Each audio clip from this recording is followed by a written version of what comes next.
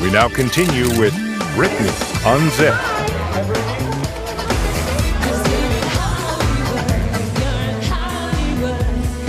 In case you were on Mars for the summer, let us show you the defining Britney moment of 2003. That mouths wide open kiss with Madonna at the MTV Music Awards.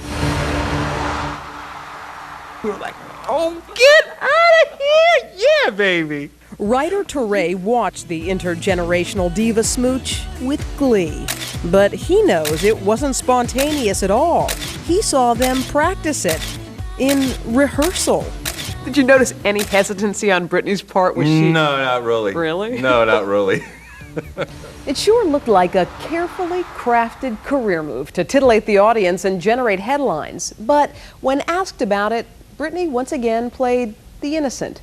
She told the British chat show hosts Richard and Judy that this kiss was just a kiss. This kind of faux lesbian chic. You know, what's the message? What? Well, see, it's puzzling to me because I feel that, like... Because you're not gay, Britney. No, I know, but what I'm trying to say is, it's like, you know, there's been so many women on TV in the 80s, in the 90s, you know, in the 90s, of them kissing each other, of them. I really don't understand the big deal of why we did. Oh, it was a big deal back home, though. While lips were locking in Manhattan, tongues were wagging in Kentwood. I thought it was disgusting, to be honest with you. I was a little bit taken back, I'll have to admit. Well, if I'd have been in between them, it'd have been great, but since I wasn't, they didn't go over too good. The folks in Britney's hometown hadn't seen the latest magazine photos of Britney, so of course, we showed them. First, we showed these two the cover of Esquire. All right, you gotta brace yourself. This is Go ahead. 1, 2, 3. Oh, my God. Good gracious. Then we showed them what was inside. But you see, a lot of kind of elder people are going to resent that. Baptists, You know, especially. So it's probably not too surprising that Britney's childhood pastor is disappointed with the direction her career has taken. A lot of older girls and younger girls that look to her as an example in terms of how she dresses and so forth, and her, you know, dance steps and whatever. And I think a lot of that is suggestive, and as a result, I think it sets a very bad example. When we asked the pastor what he would say to Britney now, his answer was clear. I love her and care about her. Am I disappointed of some of the things I read and hear and so forth? Yes, I certainly am. But that doesn't mean I love her any less. 1,298 miles away in Times Square, we met up with a crowd of people who think Britney sets a fine example. She seems like a really good role model. She's really pretty, she's talented. I think she's showing that she's grown up a lot. But Britney's new style is not going over too well in the demographic that was once her strongest base. Well, give me one word to describe Britney Spears. Sophia?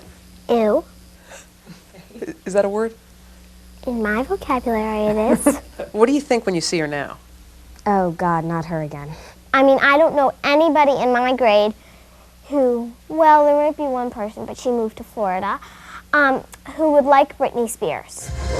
These girls say the music isn't really the problem. It's not her songs. Her songs are normal. The words, the everything.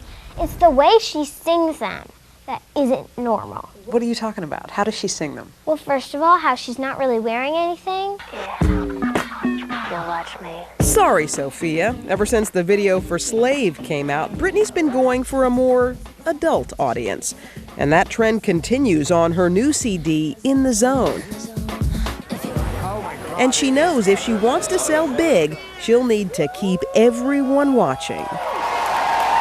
But for Britney, that's no problem.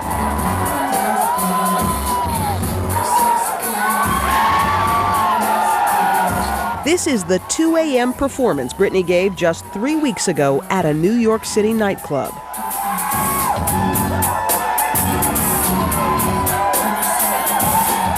Britney at her wildest. And the crowd was loving it. Is it all just a transparent attempt to grab attention and boost sales? Maybe so, but it seems to be working. She got us talking, didn't she? The first video from her new album, Me Against the Music, with guest star Madonna, has already reached the top spot on MTV's Total Request Live. And as she promotes the album, Britney once again finds herself talking about things a lot of celebrities wouldn't, telling MTV last night about losing her virginity to Justin Timberlake. When you experience something that special and something so sacred, it's like so much more emotion goes into it. There's little doubt the CD will provoke more of the controversy Britney seems to have been courting for the past 2 years. But writer Teray says we should all just relax and let Britney be Britney. She is inevitable. I mean, like the young, sexy, white blonde who's gonna be like that star sex symbol thing, like that's like a job that must, like we must have a vice president, we must have that. We had Marilyn Monroe, we had Farrah Fawcett, Madonna had it for a minute. Like if Britney left, they would have auditions. Somebody else come and fill this job. It's in the Constitution, that job must be filled. But don't hold those auditions for the next sexy blonde icon just yet. From Star Search to Mickey Mouse Club to Schoolgirl to Siren, Britney's been in the spotlight for more than a decade now, and she just might stay there. 10 years from now, where is Britney Spears going to be? Give me your prediction. Britney will still be here in 10 years. I do not bet against Britney. And the odds are pretty good that Britney Spears will be heading back to Hollywood. Her fans haven't seen much of her in the movies. She's had only one major role in a feature film, but she says she is now looking at a script she's pretty excited about. Her CD, In the Zone, will be in record stores next Tuesday, November 18th. That's all for this edition of Dateline Sunday. We'll see you again for Dateline Friday at 8/7 Central. I'm Stone Phillips, and for all of us at NBC News, good night.